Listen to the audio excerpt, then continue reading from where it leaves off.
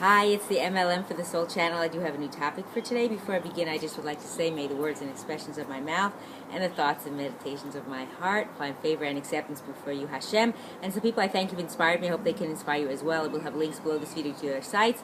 They are Rabbi Shalom Arush, Rabbi Lazer Brody, Rabbi Yosef Mizrahi, Rabbi Eli Mansour, Rabbi Elon Anava, Rabbi Yuval Ovadia, Rabbi Daniel Asor, Nisim Baruch Black, David Sachs, Rabbi Michael Skobach, Jews for Judaism, Rabbi David Asher, and Rabbi Ron Ruvain. As well, if you've never checked out this channel before, I will have a link below this video to my first video that explains what M.L.M for the soul means, what it stands for, and what I'm doing. So today's topic is, again, from an email from Rabbi Eli Mansour on his weekly Parasha Insights, and I call this one, Live an Honest Life, or Be Honest in All You Do. So this is regarding Parasha Tazria Mitzora, which is what will Be'ezrat Hashem be next week's Parasha.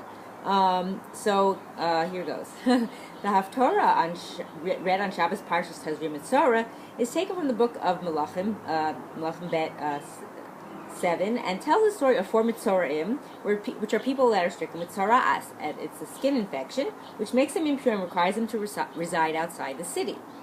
These Mitzoraim were outside the city of Shomron during a period of siege, and the story goes on to tell how they discovered the great miracle that Hashem performed to rescue the city. Our sages identify these four men as Gehazi and his three sons. Gehazi was a disciple and personal attendant of the prophet Elisha, and he was stricken with tzara'at for a grave sin which he committed.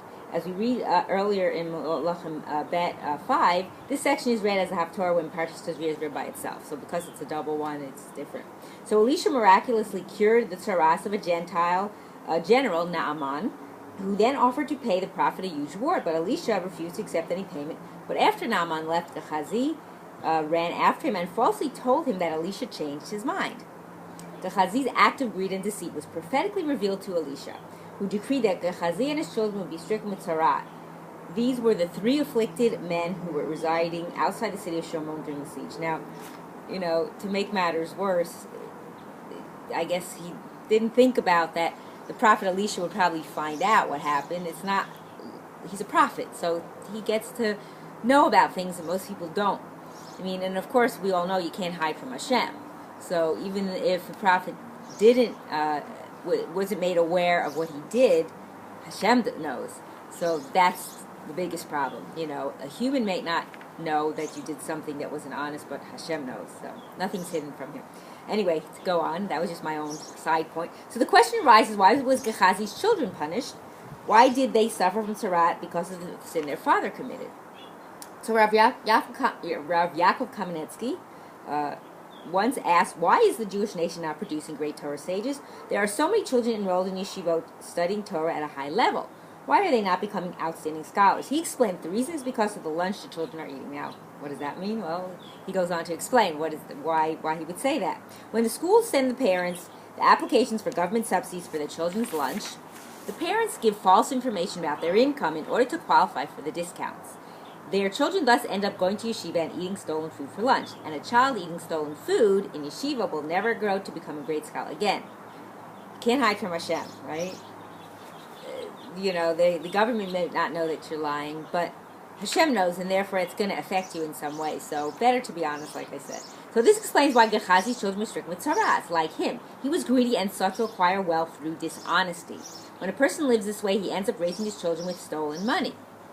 That's a problem too, right? So this has a great effect on their inner beings, and they too become sinners. It just happens like that. It's not that you're planning it, but it's just the nature of what's going on it's going to lead to that. So people who deal dishonestly in business or in conducting their financial affairs justify their wrongdoing by claiming that they are concerned about their children's future. Well, if you're really concerned about your children's future, no matter what your situation, you should always be honest. Better, like they say, honesty is the best policy. If you're dealing with something and maybe you need help, better to tell the person, hey, I can't afford this. Can you help me? Can you give me some kind of a deal or something, instead of doing something in the wrong way? The truth is, however, that dishonesty is the way to destroy one's children's future. We ruin our children's prospects for greatness if we raise and support them and pay their yeshiva tuition with ill-begotten gains.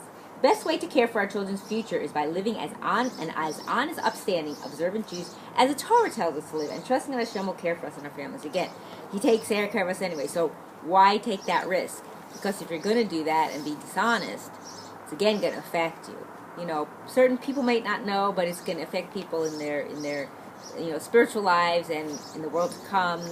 So best to be honest and live a life that way, and that we will all do Hashem's will, and that we'll merit to see the coming of Mashiach speedily in our days and the rebuilding of our final and everlasting Beis Hamikdash. Amen. And thanks for watching.